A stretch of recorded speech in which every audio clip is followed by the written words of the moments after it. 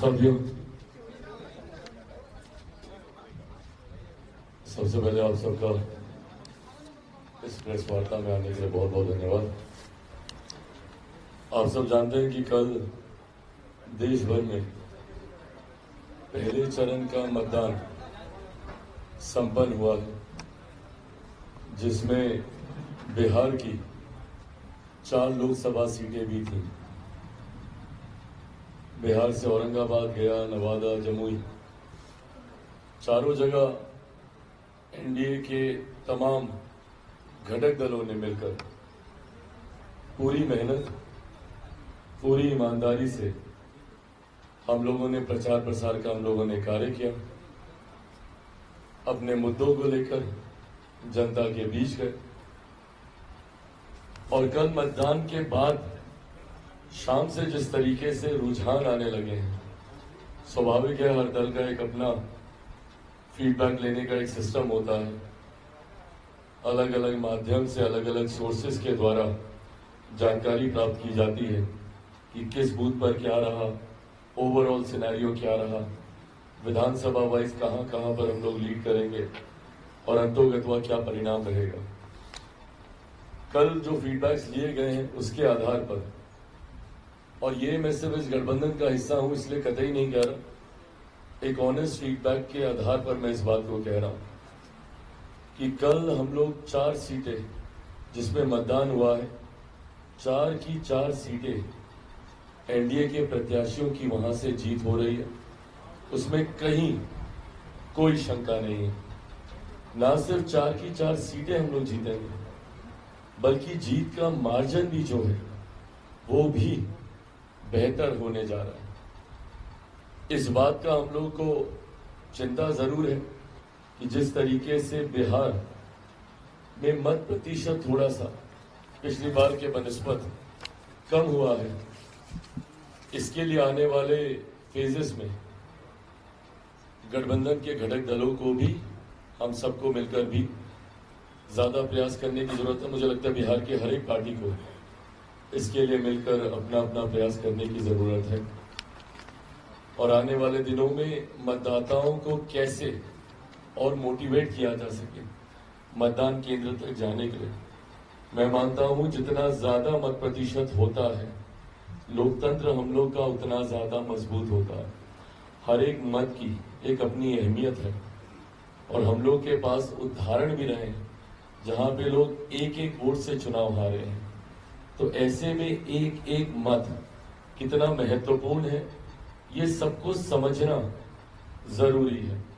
उम्मीद करता हूं कि आने वाले दिनों में चुनाव की गंभीरता को और गंभीर रूप से लेते हुए हर एक बिहारी अपने मत का इस्तेमाल हम लोग करेंगे। पर जैसा मैंने कहा कि मत प्रतिशत बनिस्बत बाकी राज्यों के कम होने के बावजूद जिस तरीके से रुझान सामने आ रहे हैं और जिस तरीके से एनडीए के कैडर में उत्साह देखने को मिला, देखिए अब ये स्वाभाविक सी बात है, इसको कोई नकार नहीं सकता। आज की तारीख में भी प्रधानमंत्री जी के नाम पर, एनडीए गठबंधन के नाम पर लोगों में उत्साह है। कई ऐसे लाभार्थी हैं जो प्रधानमंत्री जी की गरीब जन कल्याण योजना से जिनको लाभ मिला है और वो आज भी पूरे समर्पण भाव से हमारे प्रधानमंत्री के प्रति, हमारी केंद्र सरकार के प्रति अपना विश्वास प्रकट करते हैं। एक बड़ी आबादी है देश की और जिसका श्रेय मैं मेरे प्रधानमंत्री, मेरे नेता आदरणीय रामविलास पासवान जी को देता हूं, जहां देश में एक बड़ी आबादी है, जहां आज से पहले कई जगहों पर भुखमरी जैसे हालात देखने को मिलते थे, विभिन्न तरीके के अनाज को लेकर लोगों को कठिनाइयों का सामना करना पड़ता था। वहीं देश ही नहीं, दुनिया की सबसे बड़ी गरीब कल्याण की योजना में से एक प्रधानमंत्री गरीब जन कल्याण अन्न योजना के माध्यम से जिस तरीके से देश में 81 करोड़ लोगों को आज भी मुफ्त में राशन मिल रहा है, लोगों का वो भाव कि किसी ने उनकी चिंता की, ये प्रधानमंत्री जी के प्रति प्रकट होता है। उज्ज्वला हो, आयुष्मान हो, तमाम तरीके की शौचालय, बहुत छोटी छोटी बातें हैं, बट इनका ध्यान प्रधानमंत्री जी के द्वारा दिया गया है। तो ऐसे में प्रधानमंत्री जी पर विश्वास रखने वाले, अटूट विश्वास रखने वालों की एक बड़ी संख्या है जो चाहते हैं कि केंद्र की ये एनडीए की सरकार बनी रहे। ऐसे में ये उत्साह एनडीए के उस कैडर के द्वारा देखा गया है, एनडीए के उस वोटर के माध्यम से देखा गया है जो कि धूप गर्मी की चिंता किए बिना जिन्होंने बाहर निकलने का कार्य किया। निराशा जरूर विपक्षी खेमे में है, विपक्षी खेमे में निराशा के कारण भी है, जहां एक तरफ गठबंधन में कई तरीके के विरोधाभास दिखते हैं। अब पहले चरण को ही आप देख लीजिए, जिस तरीके से गठबंधन के दूसरे साथियों से पूछे बिना ही पहले चरण के सिंबल एक दल के द्वारा बांट दिए गए, और जो कहीं ना कहीं विरोधाभास चुनाव प्रचार में भी देखने को मिला। गठबंधन के कई ऐसे दल थे जो अपने साथियों के लिए प्रचार में नहीं गए। कांग्रेस का कोई बड़ा नेता, वाम दलों का कोई बड़ा नेता प्रचार में नहीं आया। ऐसा लग रहा था जैसे पहले चरण के प्रचार में विपक्ष की कोई भूमिका ही नहीं है, मात्र एक डेढ़ दल के लोग प्रचार में लगे हुए थे। उसके अलावा कोई बड़ा नेता केंद्रीय स्तर का। और मुझे कभी कभी ताज्जुब होता है कि पूरे एक राज्य की आप अनदेखी कैसे कर सकते हैं। कांग्रेस, भाई मान लिया आप नहीं किसी से उस पर आपका वो था, पर ऐसे में आपका कोई राष्ट्रीय स्तर का नेता बिहार में आना तक उन्होंने जरूरी नहीं समझा। और ये वो लोग हैं जो हमारे प्रधानमंत्री पे ताने देते हैं कि भैया क्यों प्रधानमंत्री इतनी बार बिहार जा रहे हैं, डर गए हैं क्या? तो आप बिहार नहीं आ रहे तो मतलब क्या आप ओवर कॉन्फिडेंस में हैं? भाई एनडीए गठबंधन हर चुनाव को उतनी ही गंभीरता से लेता है। कई बार हम लोगों के ऊपर आरोप भी लगते हैं कि हम लोग छोटे छोटे चुनाव को भी क्यों इतनी गंभीरता से लेते हैं, पर लोकतंत्र में जरूरी है हर चुनाव के महत्व को समझना। ऐसे में इतना ज्यादा इग्नोर करना किसी एक फेज को, मुझे लगता है ये विपक्षी दलों के गठबंधन को, अब वो महागठबंधन है, यूपीए है, इंडी अलायंस है, जो भी इन लोगों का नाम है, इन लोगों को बहुत भारी पड़ने जा रहा है। बिहार की जनता ने इस बात को महसूस किया है कि विपक्षी गठबंधन में एकता का अभाव है। एक दूसरे के प्रति लोग प्रचार में आने से कतरा रहे हैं। आप मुझे बताइए ना, कांग्रेस का जो भी थोड़ा बहुत काडर है वो क्यों उत्साहित होगा? उसने अपने नेता को देखा ही नहीं यहाँ पे। और तो और उनके प्रदेश के स्तर के भी नेता, जो मेरी जानकारी है, संभवतः गलत हो सकती है, पर जो मेरी जानकारी है उनके तो प्रदेश स्तर के भी नेता गठबंधन के सहयोगियों के लिए प्रचार में नहीं गए। तो ऐसे में उनका काडर क्यों एक्साइटेड होगा? वाम दलों का वोटर क्यों एक्साइटेड होगा? और जिस तरीके से जिस दल के नेता प्रचार में व्यस्त हैं, जिन्होंने मेहनत की, उनका हुड़दंग और उनकी दबंगई भी हम लोगों ने देखी। जिस तरीके से चुनाव में माहौल को बिगाड़ने का प्रयास किया गया, पुनः 90 का वो दशक हम लोग को देखने को मिला, जहां पे मां बहनों को गाली दी जाती है, जहां पे लोगों को सरेआम बेइज्जत किया जाता है। एक के बाद एक कई ऐसे उदाहरण सामने आए। जिस विषय का मैं जिक्र कर रहा हूं आप लोगों से छुपा नहीं है, आप सब ने उन तस्वीरों को देखा, उस वीडियो को आपने देखा, जहां पर राष्ट्रीय जनता दल के आज की तारीख में सबसे बड़े नेता, बिहार के पूर्व उप मुख्यमंत्री, जिनको मैं मेरा छोटा भाई मानता था, वो मंच पर मौजूद थे। और उनके सामने जिस तरीके से मेरे परिवार के लोगों को गाली दी गई, और अफसोस इस बात का मुझे ज्यादा कि जिस तरीके से उसको कवर अप करने का प्रयास किया गया। भाई हो सकता है कि तुरंत आपके बुद्धि विवेक, आपकी चेतना को ये समझ में नहीं आया होगा कि हमको कैसे रिएक्ट करना चाहिए। हो सकता है कभी कभी इंसान के नेचुरल रिफ्लेक्सेस तुरंत काम नहीं करते हैं, स्पॉन्टेनियसली क्या रिएक्ट करना है, नहीं करना है, नहीं वो रिएक्शन आता है। पर सोचा समझा रिएक्शन भी ऐसा कि ऐसी बातों को तूल नहीं देना चाहिए।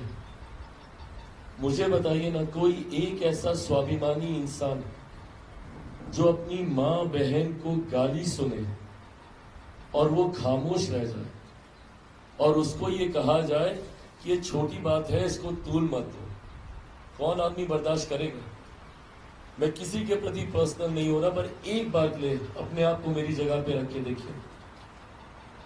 जब आप ऐसे ऐसे शब्द जो हम लोग बोल नहीं सकते, जो बिना बीप के आप लोग अपने चैनल पे दिखा नहीं सकते, ये शब्द एक बार सोचिए, अगर आपके परिवार के बारे में कोई बोले, खून नहीं खोलेगा?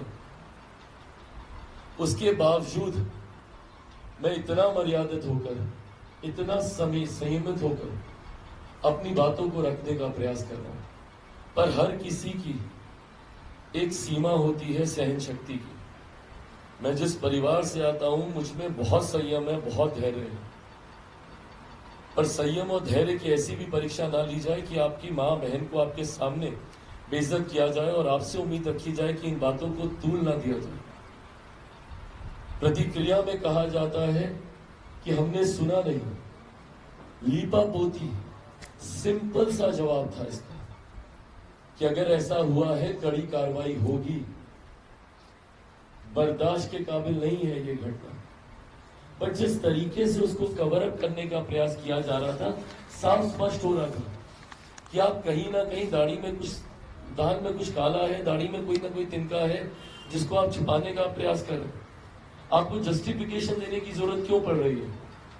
और मैं बार बार मैं कहता हूं कि अगर मैं उस मंच पर होता और मेरे सामने ऐसी घटना घटती, राबड़ी देवी जी आज भी मेरी मां है, मेरी बहनें हैं उस परिवार में।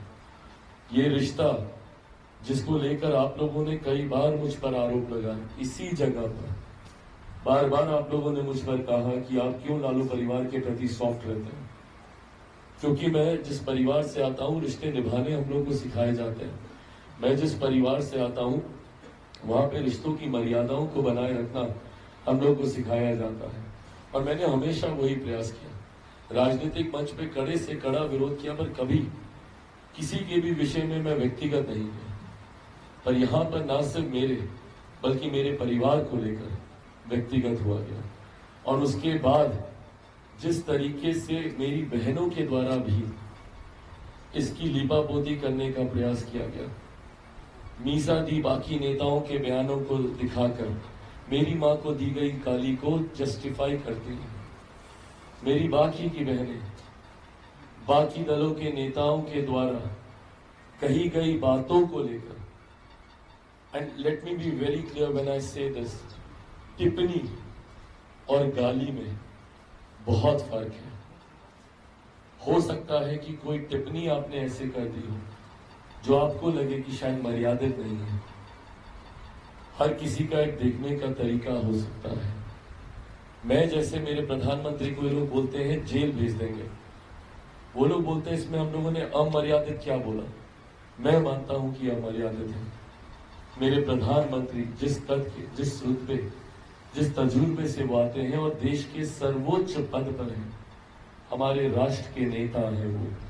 आप हमारे राष्ट्र के नेता के बारे में इस तरीके की भाषा का इस्तेमाल नहीं कर सकते। और उनको लगता है कि उन्होंने गाली नहीं दी, ये बात भी सही है। तो ये टिप्पणी और गाली में फर्क होता है। ऐसे में दूसरे नेताओं ने क्या कहा, उनको कोट कर कर मेरी बहनें एक मां बहन के बारे में दी गई गालियों को जस्टिफाई कर रही है। मुझे नहीं पता ये किस तरीके की परंपरा को लालू परिवार के